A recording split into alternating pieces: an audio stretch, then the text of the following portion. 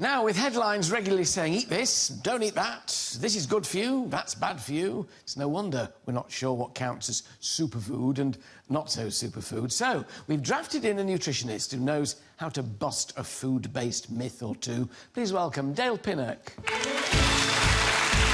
Welcome down.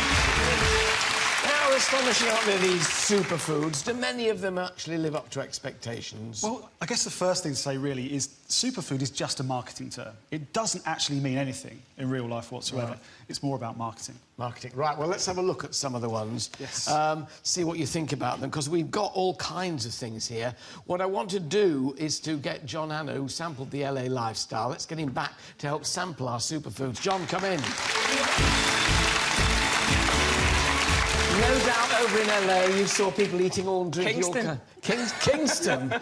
There's a juice bar in Kingston that I use quite regularly, actually. Right, we'll go through these. First up, though, isn't that one, it's this one, this red stuff. Acai berry, yes. Ooh. Acai berry. It's a South American berry. Shall we have a taste? Yeah. From a nutrition point of view, it's pretty good. It's actually got some interesting compounds in there. The things that give it the purple colour, things called flavonoids that are very beneficial for the cardiovascular system. The problem is, it's very expensive, and you can only get it in the form of an extract, like a concentrated juice. Or a tablet. A tablet like that. So when you say expensive... A small pot of those would be 18, 20 pounds. Ooh, so it's steep. Now, these compounds are found in so many common foods. And this is one that... This is one that apparently Victoria Beckham is quite a fan of. She quite likes these. Yeah. Right, OK.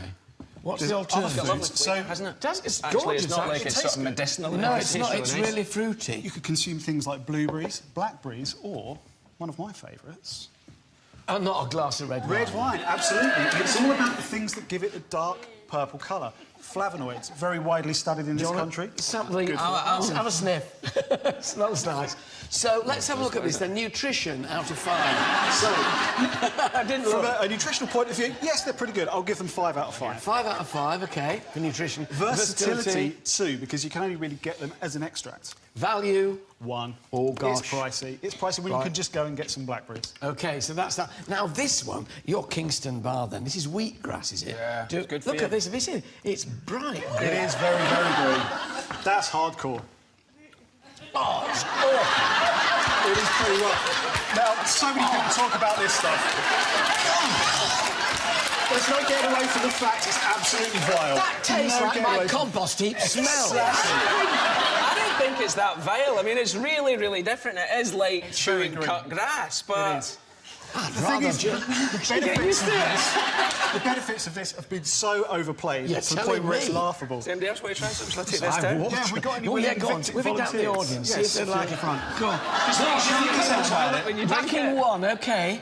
Yeah, in one. In one. The thing that's good about it is the fact that it's a green. All green vegetables have got loads of magnesium, loads of vitamin C. Rather than putting yourself through that, why not just have some curly kale? Go on, right back. Cabbage. I just want to see what... Maybe rose. Green. No, it'll make your rose in your button, they'll grow. Knock it back and tell me what you think. What? It's OK? See, hardcore at the front row. What? You see, he's wincing. Yeah. It's nice. It's pretty rough. There's no escaping that. OK, so kale is your alternative. Yeah, kale, John Anna's got cabbage, a palate like... broccoli, anything like that. They're passing it on here. Waiting on the bus. Let's do this while he's doing from that. A nutrition... So this is an Angelina... Sorry, Dame Angelina journey.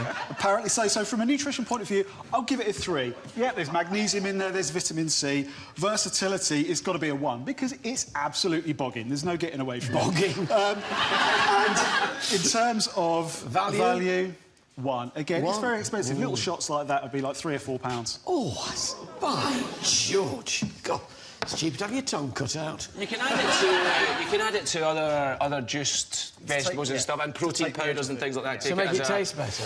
But to hide the taste a little bit if it. It'll live with me all day, that. Yeah, well, actually, not that very long. If you have too much of that, you'll be on the toilet before you go.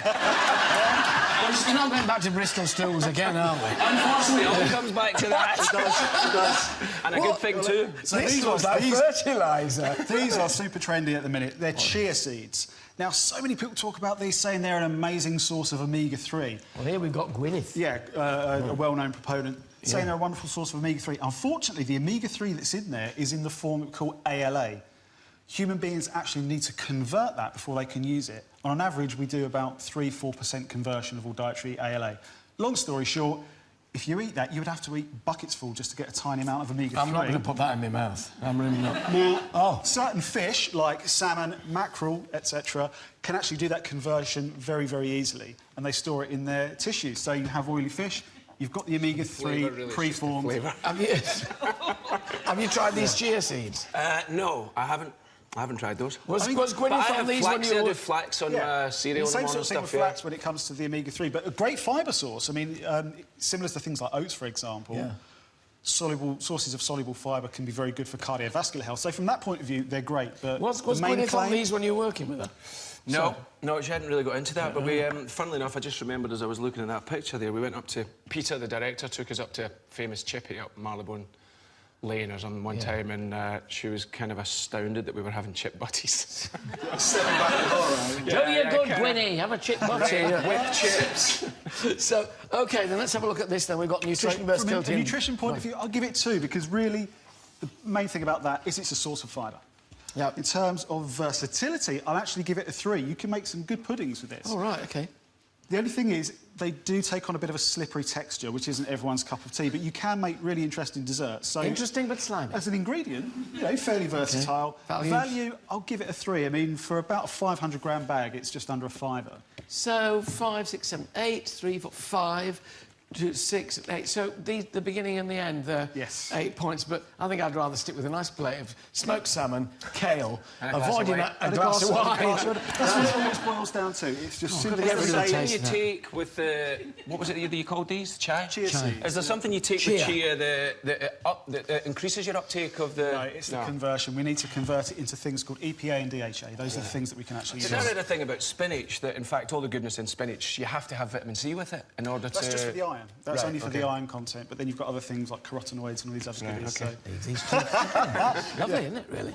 We hope that's been super helpful to you. Please remember, go to your GP if you've got any questions at all about health issues. My thanks to Dale Pinnock and Dr. John Hanna. Thank you very much.